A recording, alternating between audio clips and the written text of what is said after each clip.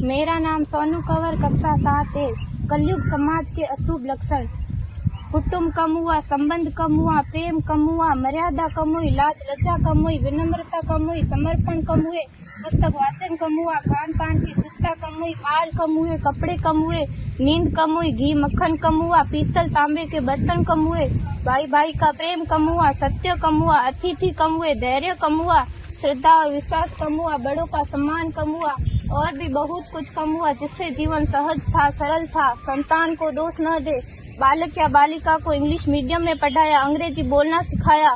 Birthday और marriage anniversary जैसे जीवन के शुभ प्रसंगों को अंग्रेजी कल्चर्स के अनुसार जीना ही श्रेष्ठ माना।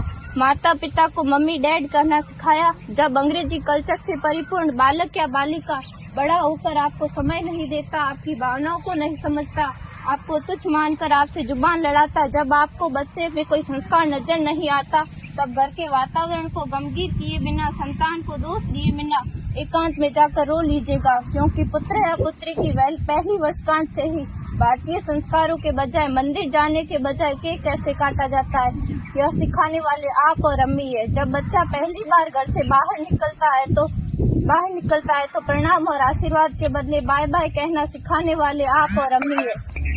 हम परीक्षा देने जाते समय इष्ट देव बड़ों के पैर छूने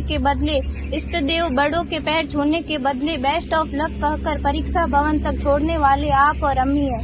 बालक या बालिका के सफल होने पर घर में परिवार के साथ बैठकर खुशियां मनाने के बदले होटल में पार्टी मनाने की प्रथा को बढ़ावा देने वाले आप और अम्मी है।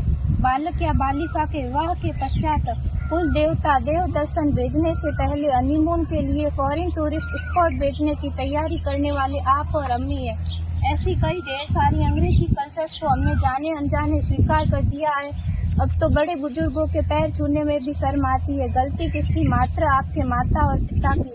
अंग्रेजी अंतर्राष्ट्रीय भाषा है से काम का जेतु सीखना है, अच्छी बात है, लेकिन इसकी संस्कृति को अपने जीवन में उतारने की तो कोई बाध्यता नहीं थी। अपनी समृद्ध संस्कृति को त्यागकर नैतिक मूल्यों, मानवीय संवेदनाओं से रहित अन्य सभ्यताओं की जीवन शैली अपनाकर हमने क्या पाया?